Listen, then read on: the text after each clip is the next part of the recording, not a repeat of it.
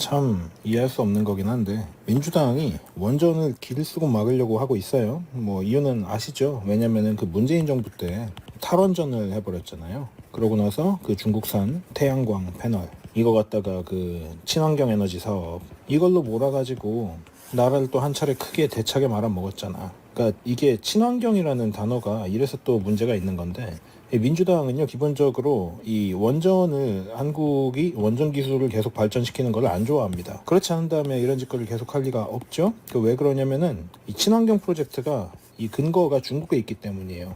이 친환경 프로젝트를 하면은 중국하고 친해질 수 있고 중국에 돈을 주고 그 리소스를 사오는 거라서 결국에 또 친중이에요. 민주당이 이 짓을 하는 이유는. 그리고 그 문재인이 대차게 한번 해놔가지고 우리나라 에너지 사업이 다 망가졌었죠. 오늘은 이 원전이 왜 중요한지, 그리고 왜 친환경 에너지 사업이 원전보다 별로 의미가 없고 원전이 친환경 에너지 사업보다 훨씬 더 좋은 기술이고 더 필요하고 반드시 대한민국의 중요한 기술이라는 거를 설명을 좀 하려고 영상을 켰습니다. 나날이 정말 민주당의 폐악질과 횡포가 계속되고 있다 보니까 뭐 이런 이야기들을 할 수밖에 없는 것 같습니다. 보세요.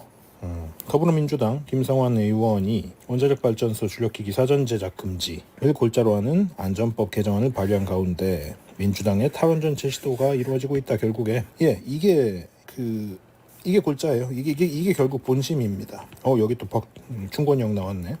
이 문재인 정권 때 다시 말씀드리지만은 이 탈원전 했다가 진짜 손실이 어마어마했고 경쟁력도 굉장히 후퇴가 됐거든요. 근데 이제 윤석열 정부가 원전 수주를 따냈단 말이에요. 그리고 미국하고 MOU도 맺어놨는데 이거를 이제 또 회방을 놓고 다시 이제 후퇴를 시키려고 민주당이 이 짓거리를 하고 있는 거죠.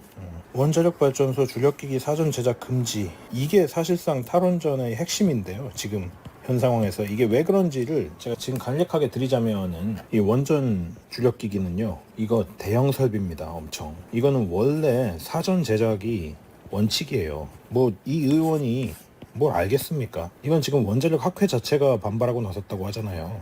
이거랑 똑같은 거예요. 뭐 반도체 삼성한테 가가지고 반도체 이렇게 만들지 마라 저렇게 만들지 마라 하면은 그게 말이 되겠냐고, 얘네가 뭘 알겠냐고. 국회의원은 기본적으로 이과 출신이 잘 없습니다. 박충권 의원이 근데 이공계 박사더라고, 서울대. 그래서 그러니까 이공계 출신이 좀 국회에 많이 들어와야 돼요.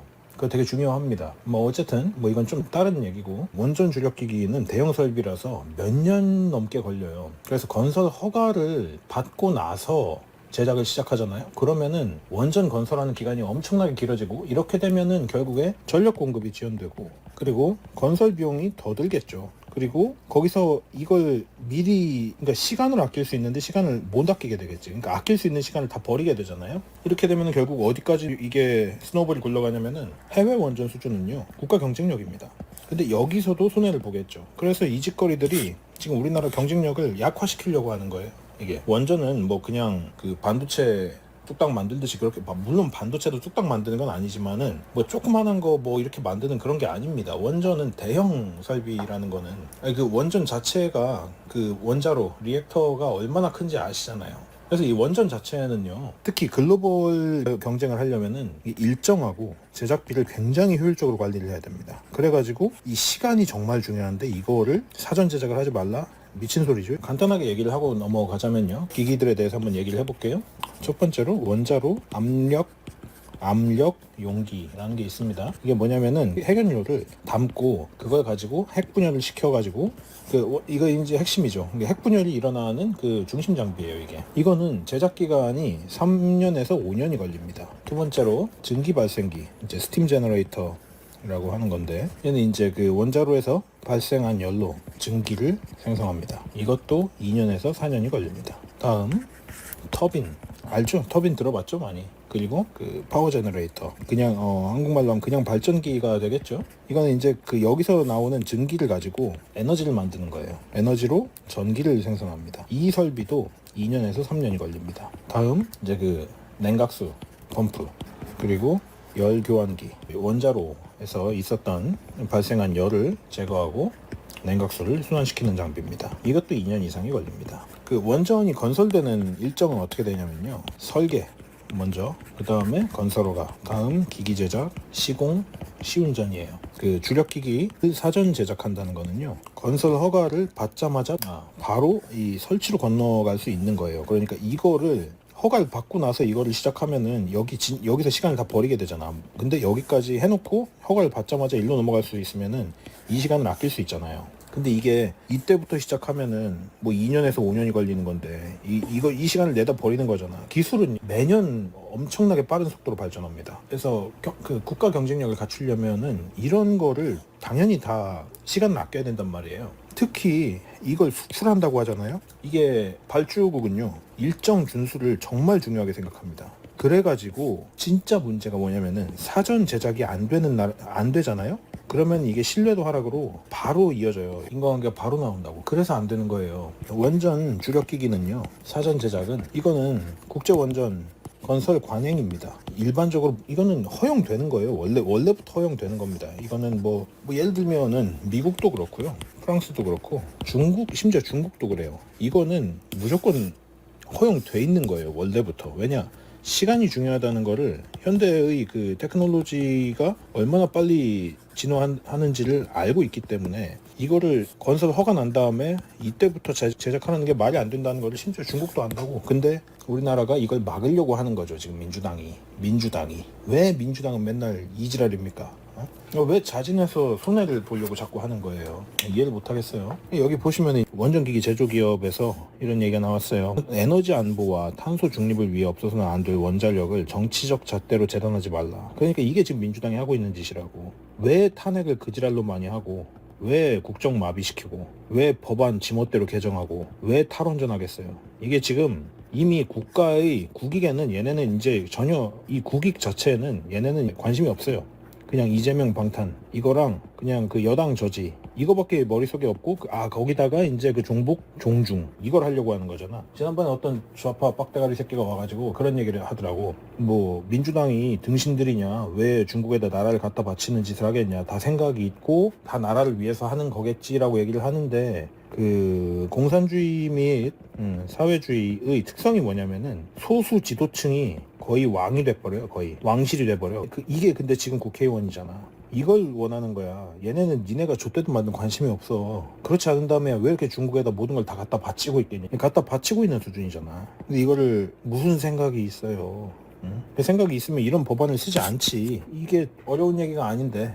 이거 봐, 나오잖아. 김성환 의원은 도대체 대한민국 국익을 위해서 일하는 국회의원이 맞는가? 문재인 정권의 망국적 탈원전으로 가장 값싸고 안전한 세계 최고의 기술 원자력을 고사시켰다. 문재인이 여러 가지로 한국을 조져놨어요. 왜 그런지 알아요? 이 새끼가 간첩이기 때문이에요. 제가 왜 박충건 의원 영상을 올렸냐면은, 민주당이 그 간첩 얘기하니까 발작하는 거 보셨죠?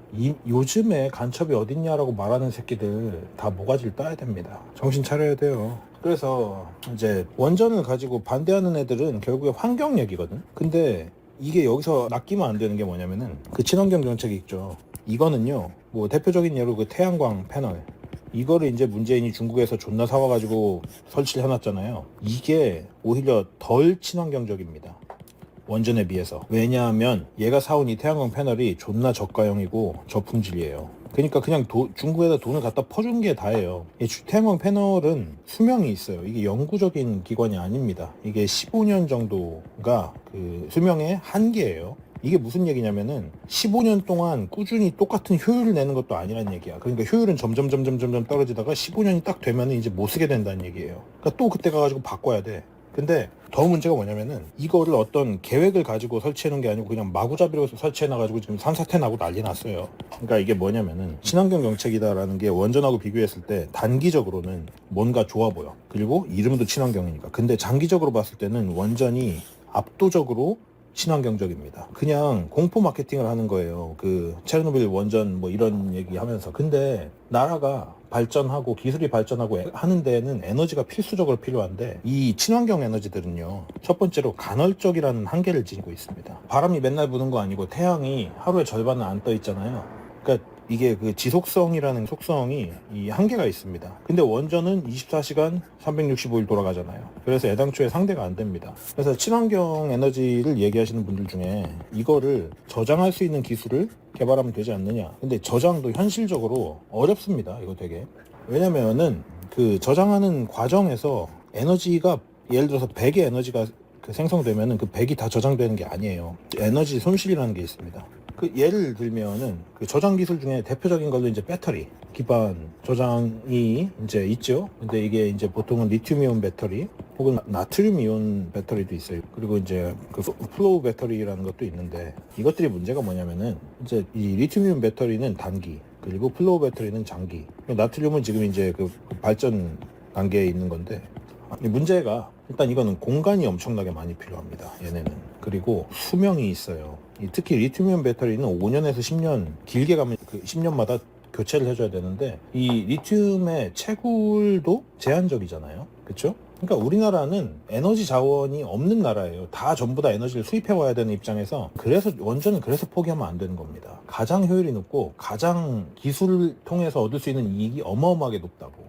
그리고 이제 그 power to gas라는 그 저장 기술이 있고, power to heat라는 저장 기술이 있는데, 얘는 일단 효율이 30에서 40%밖에 안 나옵니다. 그리고 얘는 이제 그 에너지 밀도가 굉장히 낮고, 쉽게 말해서 그 파워가 질이 낮다는 얘기예요. 이거 그냥 쉽게 설명하면은, 이거 말고 뭐 양수 발전이 이런 거 졸라 많지만은, 이게 애당초에 뭔가 어마어마한 그 공간을 다 필요로 하잖아, 얘네가 전부 다 지금. 그래서 저장 기술을 가지고 뭘 하겠다라는 것이 원전에 비해서 전혀 이점이 없어요, 이게 지금.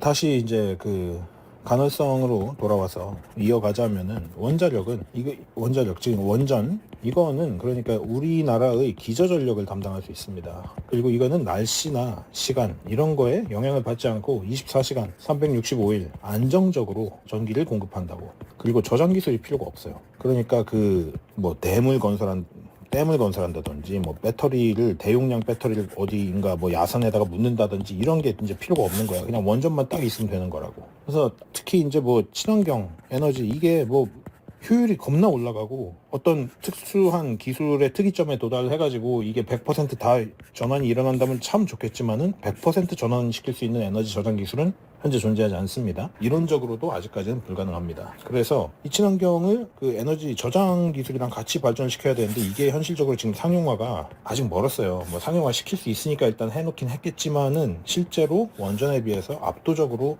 후져요, 이게 지금. 그리고 이제 경제성을 따져야 돼요. 원전은 초기 건설 비용은 높습니다. 근데 일단 이게 수명이, 얘네 내가 아까 얘기했지, 태양광이 15년 정도가 맥스라고 얘기했잖아요.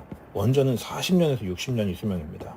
비교가 안 되죠. 그리고 전력 안정성. 그런데 이놈의 재생에너지는 뭐 저장 기술 때문에 계속 비용이 들어가잖아. 그 리튬이온 배터리도 5년에서 10년 사이에 계속 갈아줘야 되고 뭐 이런 거 있잖아요. 그러니까, 그리고 그 리튬은 다시 말씀드리지만 매장량이 한정돼 있습니다, 그거. 그리고 원전이요, 이게 지금 하루 이틀 된 게 아니고 이미 수십 년을 검증된 기술이에요. 그래서 안정성과 신뢰성이 굉장히 높습니다. 그리고 한국이 특히 원전 기술이 굉장히 높은 수준이거든요, 전 세계적으로도. 그래서 이걸 수출이 되는 거예요. 심지어 미국에도 수출한다고 했잖아. 이게 그냥 되는 게 아니라고. 실제로 수준이 굉장히 높은 겁니다. 그런데 재생에너지는 일단 저장 기술이 아직 상용화가 되기에 한참 멀었고, 환경 문제도 해결되지 않았어요. 지금 에너지 밀도, 수명, 안정성 전부 다 부족하다고, 지금 저장 기술이, 친환경에 대해서. 그리고 탄소 배출도 원전이 훨씬 낮습니다, 압도적으로. 왜냐면은 원전은 운영하면서 온실가스 배출이 거의 없어요. 그래서 친환경 에너지랑 거의 동일한 수준의 환경 친화성을 가진다고요. 뭐 폐기물 얘기하겠지만, 폐기물을 관리하는 것도 기술이에요. 그것도 계속 기술이 발전을 한다고. 그러면은 폐기물이 환경에 미치는 영향을 정말 최소화시키는 게 가능하다고요. 그런데 재생에너지는 그게 아니에요. 재생에너지는 폐기물 안 나올 것 같죠. 배터리 제조할 때 리튬, 코발트, 니켈 필요하거든요. 이게 환경에 좋은 애들이 아니잖아, 이게.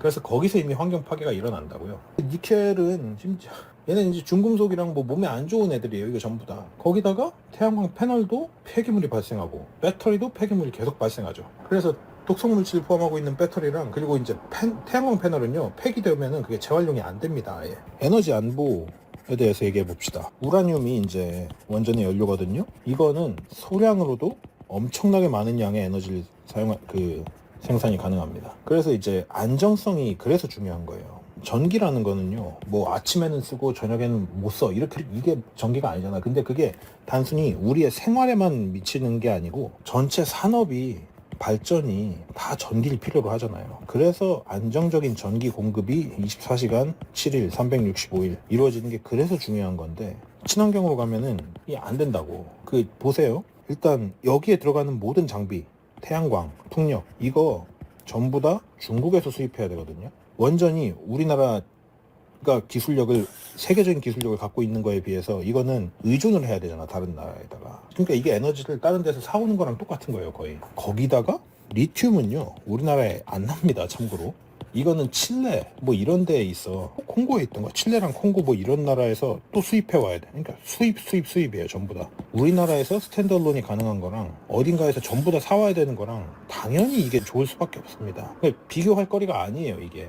그리고 결정적으로 태양광 패널이 설치된 지역이 이게 하도 효율이 낮다 보니까 이제 손실을 졸라 보고 있단 말이야. 이거는 세금을 낭비한 거나 마찬가지입니다. 그러니까 문재인이 그냥 그 종중직거리 하느라고 이 사단을 낸 거고, 얻은 건 하나도 없어요, 지금. 뭘 얻었어, 여기서. 이게 이미지 정치였다고. 결국에 문재인은 그 친환경이라는 단어를 쓰고 종중짓을 하려고 이거를 밀고 탈원전을 해버린 거야. 탈원전이 친환경적인 게 아닙니다, 절대로. 장기적으로 이걸 봐야 돼요. 그러니까 이래서 이제 선동을 쉽게 당하면 안 된다고. 그 좌파들이 쓰는 거는 굉장히 감정을 쉽게 건드리는 단어들을 잘 쓴단 말이에요. 거기에 낚이면 안 됩니다. 친환경이다 라고 했을 때 정말로 사고를 깊게 하지 못하는 사람들은 대체로 거기에 현혹돼가지고 날아가 버리는데, 장기적인 관점에서 이게 정말 친환경적인가를 볼 줄 아는 시각을 계속 가지려고 우리가 노력을 해야 됩니다. 그래서 솔직히 굉장히 수상해요. 아무리 생각해도 원전을 포기할 이유가 없어요. 심지어 지금 원전을 포기하면요, 그 폐기물 처리 기술을요, 이거를 이제 해외에 의존해야 돼요.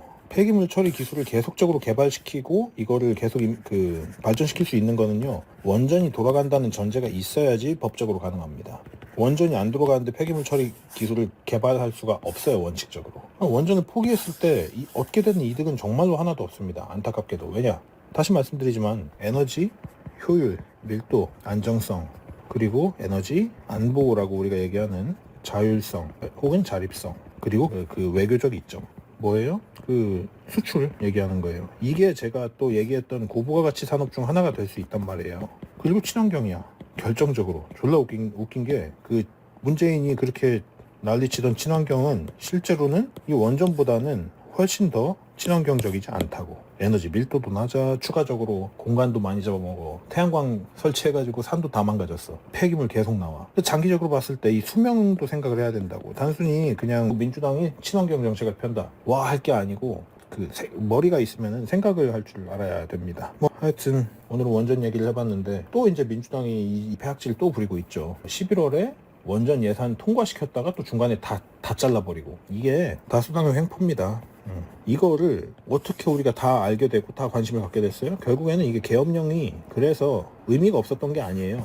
그리고 진짜로 이게 군사 독재라고 말하는 개 병신 새끼들이 있는데, 진짜 군사 독재였으면은 니들 그런 말도 못해, 이거.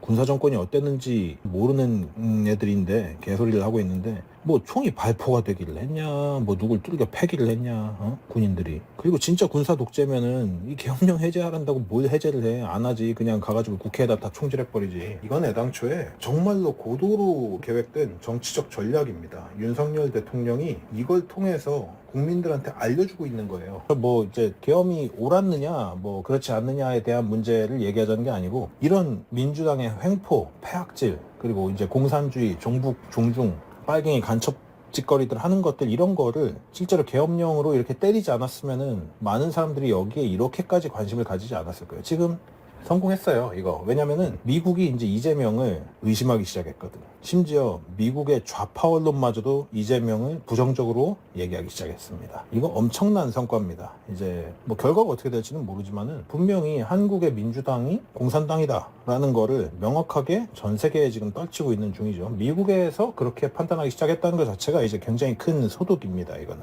그래서 앞으로 이제 또 무슨 얘기가 나올지는 아직 지켜봐야 알겠습니다. 그렇지만 처음에 계엄에 대해서 비판하던 그 빡대가리들이 일단 조용해진 것도 되게 저는 의미가 있는 거라고 보고요. 이제 앞으로 우리가 민주당이 벌이고 있는 횡포에 대해서 좀 더 자세히 들여다볼 필요가 있다라는 걸 우리 모두가 이걸 통해서 경각심을 가지게 됐으니까 민주당 지지자들은 이제 속터도 죽을 노릇이겠지만은 나라를 위해서는 이게 맞는 거예요. 제 유튜브 채널에 이제 달린 댓글들도 세부지는 않았지만은 좌파였다가 이번 기회에 우파로 전향하신 분들도 되게 많고 중도였다가 이제 반좌파, 반민주당으로 해서 이쪽으로 넘어오신 분들도 굉장히 많아요. 이건 그래서 절반은 성공한 겁니다. 윤석열 대통령의 작전이 절반은 성공한 겁니다. 이제 나머지 절반은 앞으로 좀 지켜봐야 될 것 같지만 어찌됐건 나라가 위기일 때 일어서는 보수나 우파는 정말 중요합니다. 이래서 제가 남들이 알아서 하거나 아니면 아무도 안 하고 있으니까 나도 안 해야지 했으면은 그거 똑같았을 거예요. 근데 그럴 수 없는 거거든요. 우파라는 거는, 보수라는 거는 이 나라의 중요한 가치, 그리고 나라가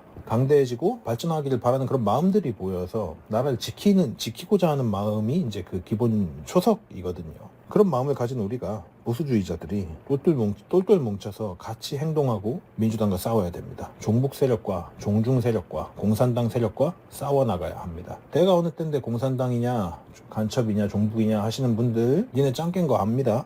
짱깨가 아닌데 그런 얘기를 하는 새끼들이면은 니네가 이제 인지를 못하고 있지만 니네가 간첩질을 하여튼 있는 거예요. 뭐 하여튼 오늘 영상은 일단 여기까지 하도록 하겠습니다. 여러분, 우리는 계속 싸워야 합니다. 비난을 하든 말든 뭐 좌파들이 우리에 대해서 뭐 공격을 하든 말든 우리는 계속 똑같은 기조로 싸워 나가야 하고, 우리가 민주당의 횡포에 대해서 더 많이 알고 더 많이 퍼뜨려서 중도에 계신 분들이 좌파의 실체에 대해서 명확하게 알 수 있도록 우리가 계속 이런 이야기들을 명확하게 더 널리 알려야 합니다. 그럼 오늘 영상 여기까지고요. 좋은 생각할 거리가 되셨길 바랍니다. 영상이 마음에 드셨다면 구독과 좋아요, 알람 설정 부탁드리고요. 저는 다음 시간에 더 좋은 영상으로 찾아뵙도록 하겠습니다. 감사합니다.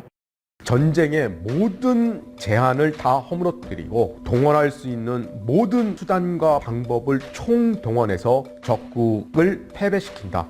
한 사회의 사회적인 인식, 개념, 이념 이것을 갖다가 혼란시키고 무너뜨린다. 그 중국 공산당 그 대외 전략 중에 최근에 그 초안전이 주목을 받고 있습니다. 초안전의 의미하고 주요 내용은 어떻게 됩니까? 한계가 없다는 겁니다. 그래서 이것을 번역할 때 unrestricted warfare 또는 이 무제한 전쟁이라고도 번역을 합니다. 즉 전쟁의 모든 제한을 다 허물어뜨리고 동원할 수 있는 모든 수단과 방법을 총동원해서 상대방의 국가, 적국을 패배시킨다. 그래서 종국적인 승리를 달성한다. 라고 하는 개념입니다. 즉, 중국식 이 대전략이다.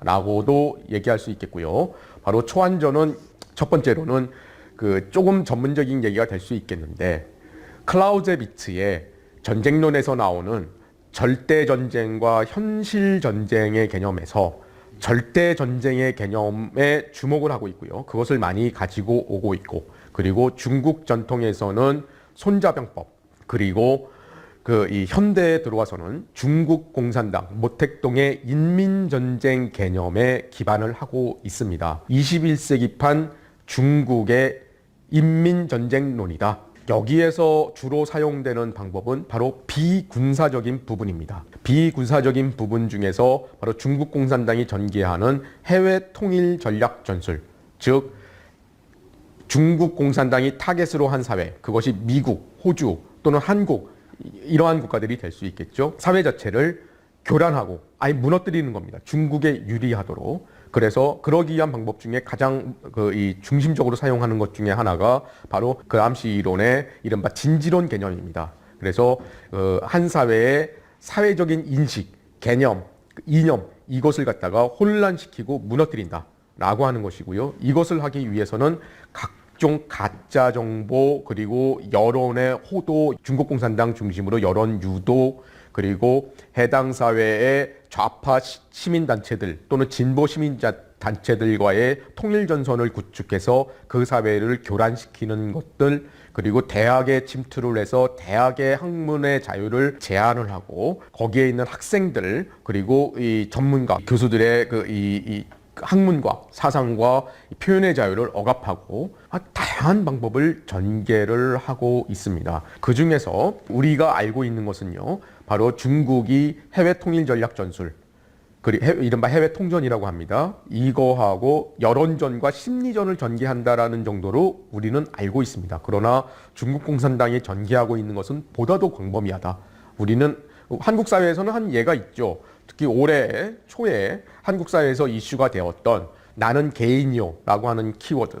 이러한 것들은 바로 중국이 전개하고 있는 초안전의 하나의 한 예 정도로 우리에게 알려져 있는 한 예에 해당한다라고 하는 것입니다. 기술 초안전이라고 하는 것은요, 상대방의 기술, 특히 기술 선진국의 기술을 최대한 중국의 목적에 맞게 이용을 한다. 먼저 기술 선진국의 기업들을 인수를 합니다. 이것이 하나의 방법이고, 두 번째로는 바로 유학을 가 있는 유학생들, 그리고 중국에서 현지에서 미국이나 기술 선진국에서 유학한 이후에 현지에서 자리를 잡고 있는 중국인들, 그리고 보다 더 핵심적인 부분에서는 중국 인민해방군 출신들을 유학을 보냅니다. 예를 들어서 미국이에요. 그러면은 핵심 기술 분야에 유학을 보내서 그 기술을 탈취를 하는 겁니다. 또 하나는 사이버 해킹을 통해서 기술 도면이나 이런 것들을 해킹을 하는 거죠.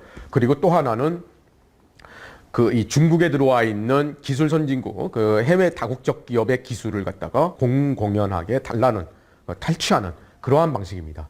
이렇게 기술을 갖다가 중국 공산당과 인민해방군을 중심으로 해서 조직적으로 빼오지 않습니까? 빼오면 중국 이 공산당과 인민해방군이 운영하는 또는 그들의 후원을 받는 기업에 바로 당군정, 중국의 국가가 집중적으로 지원을 해줍니다. 그 기업을, 그 빼온 기술을 바탕으로 해서 그 기업을 집중적으로 금융 지원과 세금 혜택과 제도 혜택을 줘서 그 기업을 키웁니다. 그런 다음에 중국의 믿을 수 없는 저가의 노동력을 바탕으로 해서 그 기술 분야에 있어서는 국제적인 경쟁력을 갖게 되는 겁니다. 이러한 기반을 바탕으로 해서 그 산업 분야의 전 세계의 산업 생태계를 장악을 하게 되고 독점적 지위에 올라서게 된다. 그런 다음에는 이제 그 경제적인 영향력뿐만 아니라 정치적인 영향력도 행사할 수 있는 것이죠. 바로 이러한 것은 중국이 기술 초안전을 전개하는 단 하나의 예에 불과하다. 초안전을 전개하는 양상이라고 하는 것은 훨씬 더 복잡하고 파상적이고 그리고 다양하다라고 이렇게 말씀드릴 수 있겠습니다.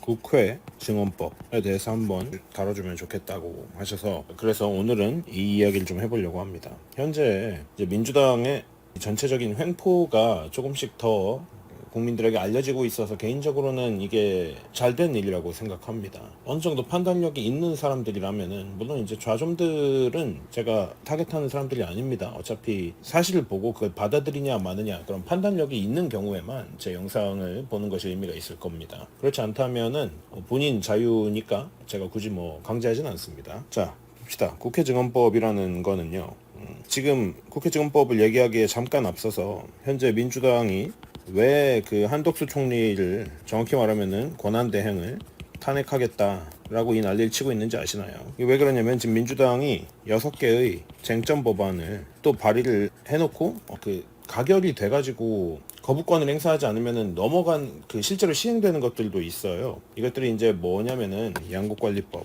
그리고 농수산물 유통 및 가격에 대한 법안, 개정안입니다. 개정안. 이것도 개정안이에요. 그러니까 있는 법안을 조금씩 바꾸겠다 이 얘기인데, 이것도 있고 농업 관련된 법도 있고 농업재해보험법도 있고, 그러니까 농업재해 대책법에 대한 개정안도 있고 농업재해보험법도 있습니다. 근데 이 4개도 4개인데 여기에 2가지가 더 있습니다. 첫 번째로 국회법 개정안이 있고요.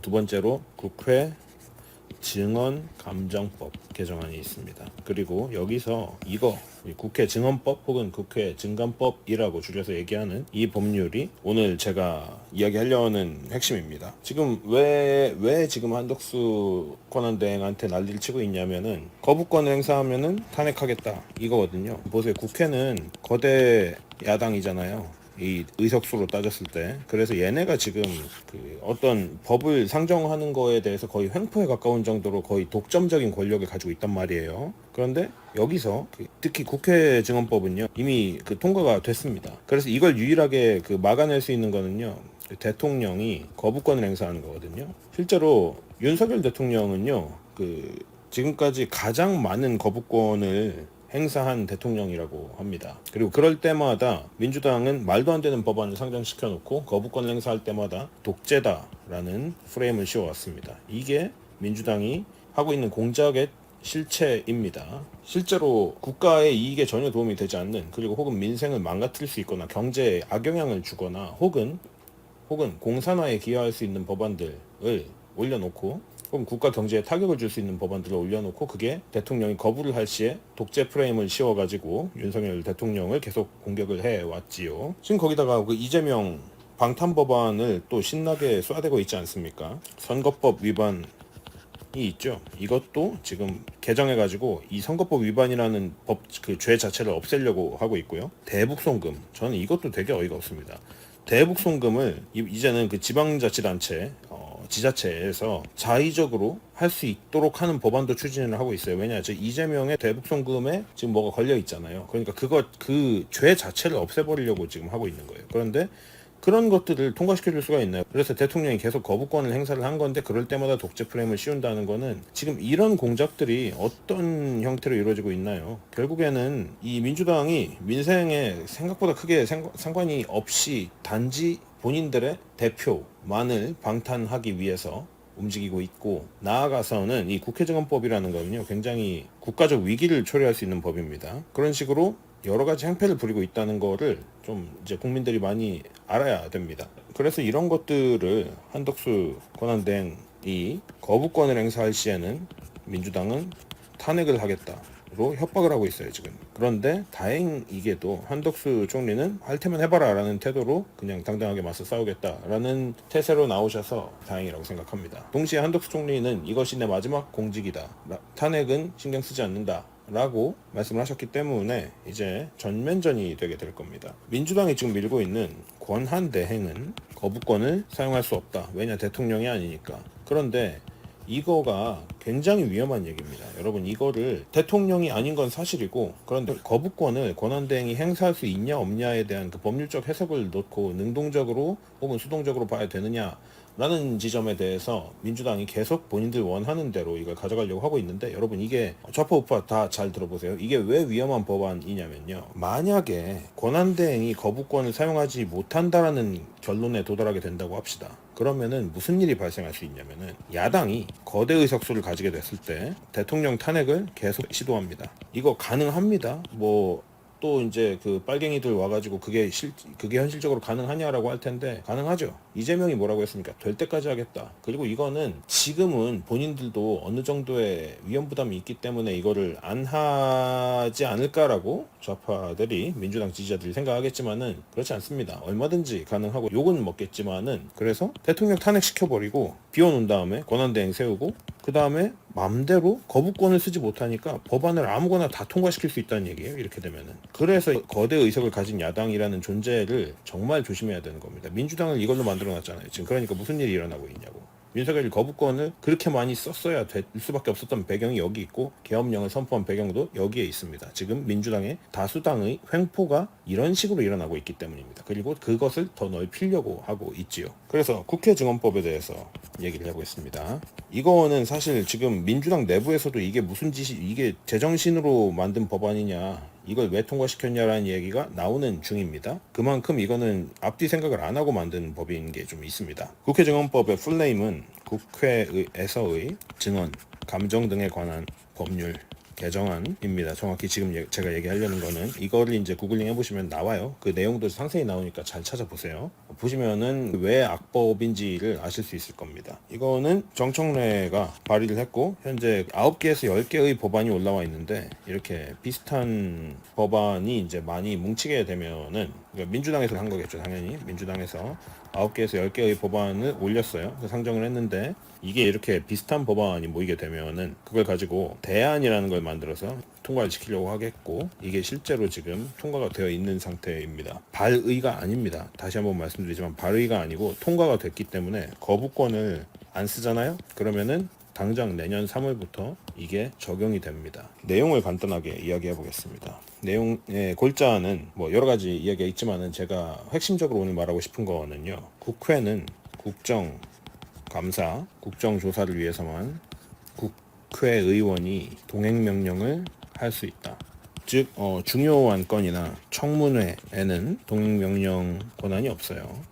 그런데 개정된 법안은 이 두 가지에도 국회의원이 동행명령이 가능하게 해야 한다. 즉 국정감사, 국정조사에서 끝나는 게 아니고 중요 안건, 청문회까지도 국회의원의 권력으로 동행명령이 가능하다라는 얘기입니다. 이게 무슨 얘기냐면요. 자, 여기에 이어지는 한 가지 더 중요한 부분이 있는데요. 국회가 자료 제출을 요구할 때 개인정보 혹은 기업의 영업 기밀에 해당하는 경우 제출을 거부할 수 있다. 그런데 이거를 이제 거부를 못하게 하겠다. 법으로 거부를 못하게 하겠다. 이게 이제 개정안의 핵심 부분입니다. 원문은 이렇습니다. 서류 등의 제출 요구를 받거나 혹은 증인, 참고인 등 출석 요구를 받을 때에는 따라야 한다가 원문이에요. 그런데 개정안은요. 따라야 하며 영업비밀 혹은 개인정보 등의 사유로 거부할 수 없다. 만약에 이에 불응할 시 처벌이 가능해집니다. 이제부터 개정안이 통과가 됐기 때문에 그거는 3년 이하의 징역이나 혹은 1,000에서 3,000 사이의 벌금이 부과가 됩니다. 자, 쉽게 얘기하면요. 기업의 핵심 기밀 같은 거를 국회에서 물어보면은 그냥 공개를 해야 된다는 얘기입니다. 근데 이게 문제가 뭐냐면요. 중요 안건이라는 게 이제 정말 큰 문제가 됩니다. 중요 안건이라는 것의 중요에는요 기준이 지금 없어요. 그런데 이게 무슨 얘기냐면 그러니까 국회의원이 시키는 대로 하지 않으면은 처벌받는다, 징역을 살거나 벌금을 받게 된다 이 얘기거든요. 이게 정상으로 보이십니까? 지금 민주당 지지자분들, 저는 이게 지금 생각이 있으신 분들이라면은 이게 얼마나 지금 잘못된 법안인지 아실 겁니다. 심지어 민주당도 이거는 잘못된 법안이라고 얘기를 하고 있어요. 왜냐하면 이 대상에는요 기업인뿐이 아니라 행정기관장 그리고 통신사업자도 들어가기 때문이에요. 예를 들면요, 이 기업비밀이라는 거는요, 특히 나라에서 중요하게 생각하는, 예를 들면 반도체, 제가 왜 앞선 그 복지 얘기할 때 고부가 가치 산업 얘기했었죠. 이거 무슨 얘기냐면은 나라에 굉장히 중요한 산업이라는 얘기예요. 근데 반도체 기술 같은 거 있죠. 이런 게 있었어요. 민주당은 지금까지, 그러니까 정확히 말하면 국회에서 요구한 거지만 그 국회는 어차피 민주당이 다수기 때문에 민주당이 요구한 거라고 보는 게 타당합니다. 민주당은요, 지금까지 계속 반도체 생산 라인 설계도 공개할 것을 요구했었고요. 또 반도체 생산에 쓰이는 약품, 용액, 용품, 그리고 자재 같은 것의 전체 목록을 공개하라고 여러 차례 요구해 왔습니다. 기업 비밀이죠. 이거 당연히 기업 비밀입니다. 이거를 그래서 공개하지 않았었죠. 그런데 이제는 이걸 다 공개해야 된다는 얘기입니다. 여러분, 특히 이 생산 라인 설계도는요, 이거 자체가 프로세스 디자인의 영역입니다. 이게 한국말로 공정 설계라고 하죠. 공대 중에서도 특히 이제 화공과에서 주로 다루는 학문인데요. 공정 설계라는 거는요, 단순히 그 공장 라인의 배치를 얘기하는 것에서 끝나는 게 아닙니다. 이 배치 자체가 핵심 기술에 해당해요. 이 전체 공정을 단순히 배치하는 거에서 끝나는 게 아니고 이거는 해석하고 또 장치를 설계하고 그리고 그것들의 효율성이나 이익성이나 사업성을 분석을 해서 최적화시키는 과정입니다. 즉 최적화라는 거는요, 어마어마한 가치를 지니는 연구에 해당합니다. 이거 자체가. 이거는 이 반도체 생산 라인이라는 거는 그래서 이 설계도라는 것 자체가 수조 원에 해당하는 가치를 지닌 기밀입니다. 이것을 공개할 때 어마어마한 손해를 보게 돼 있어요. 우리나라 나라에 고부가 가치 산업이 다양하게 많이 분포해야지 복지를 증대시킬 수 있다고 제가 지난 영상에서 말했죠. 이걸 공개하면서 계속 기본소득 타령하는 거는 나라를 박살을 내겠다는 거예요. 경제는 물론이고 전체적인 나라의 시스템 자체를 파괴하겠다는 뜻으로밖에 보이지 않습니다. 복지를 하기 위해서 반드시 고부가 가치 산업의 다양하고 지속 가능한 산업이 여러 개 있어야 된다라고 말씀드렸죠. 그런데 이걸 박살내고 동시에 이제 복지는 또 기본소득, 보편적 기본소득을 시행하겠다라는 것은 민주당이 나라를 발전시킬 생각이 없다는 걸로밖에 해석이 되지 않아요. 여러분, 올해만요 적발된 기술 유출 건수가, 대형 기술 유출 건수가 25건이고요. 그 중에 절반 정도가 반도체 그리고 배터리 이런 나라에서 그 핵심이 되는 그런 기술들이에요. 근데 이게 어디로 갔을까요? 다 이거 제가 굳이 말 안 해도 아실 겁니다. 중국으로 갔습니다. 이게 전부 다. 그리고 최근에는 그 중국의 현업 사람들을 포섭해가지고 중국에다 기술을 팔아넘기는 그 브로커도 체포가 됐죠, 최근에. 이게 그 산업 스파이라고 불리는 행위예요, 결국에. 근데 왜 하필 다 이런 기술들이 다 중국으로 흘러 들어가고 있을까요? 중국이 간첩 공작을 하고 있기 때문입니다. 이런 식으로. 지금 추산하는 피해액만 4조가 넘는다고 해요. 이게 현실입니다. 지금 일어나고 있는 현실인데 이거를 부추기는 게 바로 국회 증언법입니다. 현재 민주당이 발의해서 통과시켜버린 국회증언법 개정안입니다. 이래도 민주당이 지금 나라를 발전시킬 의지가 있다고 보이십니까? 지난 영상에 뭐 민주당이 찐 보수다라고 말하는 미친놈이 있던데 개인적으로는 길 가다가 교통사고로 사망하기를 간절히 바라겠습니다. 이런 일이 있었습니다. 그러니까 이게 그 SK 최태원 불러다가 언젠지 정확히 기억이 안 나는데 국정감사 때 이런 일이 있었어요. 지금 미래전략 사업으로 준비하고 있는 내용에 대해서 얘기하라고. 이게 아마 문재인 정권 때였던 걸로 기억합니다. 연도는 정확히 기억이 안 나는데 이게 가당키나 한 말입니까? 삼성에도요. 그러니까 기업에는요. 미래 먹거리를 책임지는 미래전략사업부라는 게 혹은 이제 삼성에서는 이걸 미전실이라고 부릅니다. 미래전략실이라고. 이런 데가 있어요. 여기는 뭐냐면은 앞으로 기업이 어떤 식으로 차세대 사업을 이어갈 것인지를 논의하고 그걸 발전시켜 나가는 부서인데 반대로 얘기하면은 미래전략 사업이라는 거는 그 기업의 핵심 기밀 중 하나입니다. 근데 그거를 왜 불러다 놓고 그 기밀 얘기를 하라는 겁니까? 이게 문재인 정권 때 일어난 일이 맞을 거예요. 이게 뭐냐면은 결국에는 공산주의 국가에서 독재자가 하는 짓거리 아니에요, 그게. 민주당이 그런 걸 계속 하고 있는 이유가 뭡니까? 본인들이 그거 들으면 알아요? 몰라요, 걔네. 거기 이공계 출신 없잖아. 한두 명 있겠지, 뭐, 끼케야. 근데 걔네가 뭐 반도체가 어떻고, 뭐 미래전략 사업이 어떻고, 이런 거 들어봤자 알겠냐고. 안다고 칩시다. 근데 그거 알아서 뭐 할 겁니까? 그냥 거기서 호통이나 치고 괜히 혼내는 듯한 그런 지랄이나 하려고 하겠지. 핵심은요, 그걸 중국이 보게 한다는 데 있습니다. 결국 해외에 그냥 중국에 이런 거를 다 팔아 넘기겠다는 얘기예요. 이거를 이번에 한덕수 총리가 거부권을 행사하지 못하면 3월부터는 이 짓거리가 또 이제 진짜로 가능해집니다. 이거를 거부하면은 징역을 가게 되겠죠. 정상이 아닙니다, 이거는. 근데 이제 민주당이 여기서 자충수라고 볼 수 있는 게 뭐냐면은 이거는 다시 말씀드리지만 기업인만 대상이 아닙니다. 행정기관, 정부도 포함되는 거기 때문에 만약에 저는 그렇게 되지 않길 바라지만은 정권이 바뀌잖아요? 그럼 이제 지들도 좆되는 거예요. 피할 수가 없거든 이거는. 어쨌든 간에 법률도 정해지면은.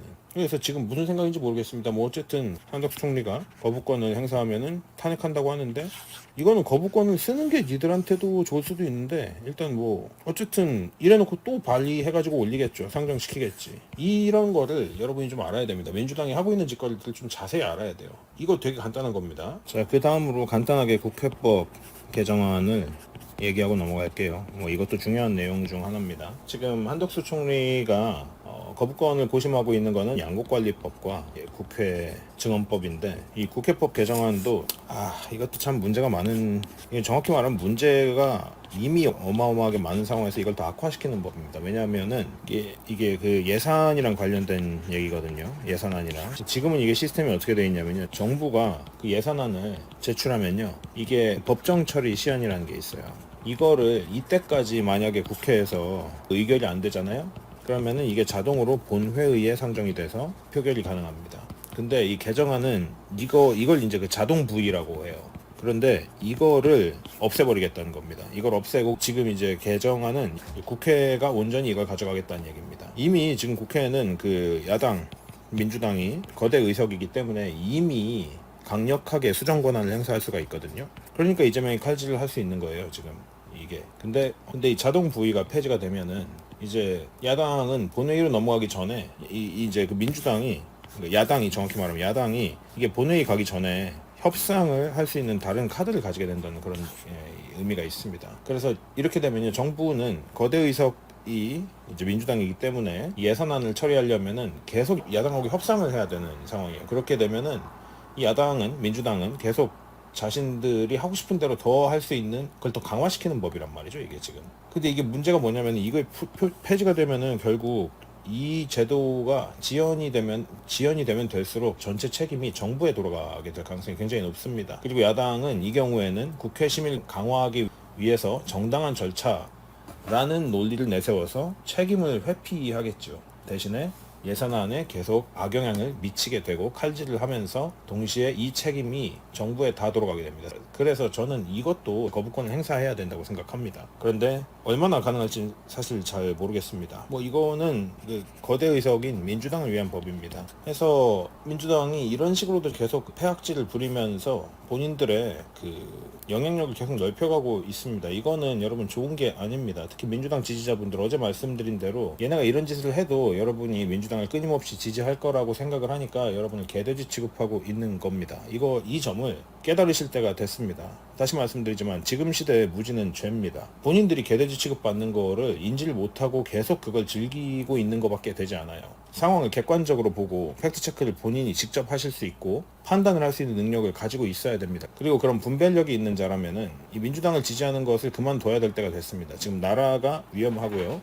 이 나라가 공산화가 되기 일보 직전이고 경제는 더더욱이 파탄나게 될 겁니다. 민주당이 하는 짓을 보십시오. 국회 증언법 통과되면은 결국 우리나라 다 망할 수밖에 없습니다. 기업이 고부가 가치 산업으로 존재하는 반도체 그리고 배터리 산업에 김일이 유출되면은 그리고 그게 중국으로 넘어가게 된다면은 무슨 일이 일어날지 뻔하지 않습니까? 여러분 한 가지만 더 짚고 넘어가겠습니다. 재벌, 대기업 이들이 악마라고 생각하십니까? 제 지인 중에 아주 극성 공산당이 있습니다. 중국인이고요. 그리고 제가 친구라고 말하지 않고 지인이라고 말하는 데는 이유가 있겠죠. 제가 그 새끼를 별로 안 좋아합니다. 예전에는 친했습니다. 걔가 공산당인 줄 몰랐을 때. 근데 어느 날 이제 삼성 얘기를 하더라고요. 참고로 얘가 이제 어쨌든 지인이고 그럼에도 불구하고 저를 좋아하기 때문에 그냥 지인 관계라도 유지가 되고 있는 애인데 얘가 공산당 고위 간부의 아들입니다. 외아들이죠. 정확히 말하면은. 어쨌든 제가 얘랑 거리가 멀어지게 된 계기가 이 삼성에 대한 이야기인데 중국에서 이제 문재인에서 윤석열로 대통령이 바뀌었을 때 자기들은 너무 아쉽다는 거예요. 갑자기 뜬금없이. 그래서 이게 무슨 얘기인가 해서 봤더니 문재인은 중국의 영웅이래요. 이거 지어낸 얘기라고 믿어도 상관없는데 이건 실제로 제가 들은 얘기입니다. 한두 명한테 들은 얘기가 아니에요. 그리고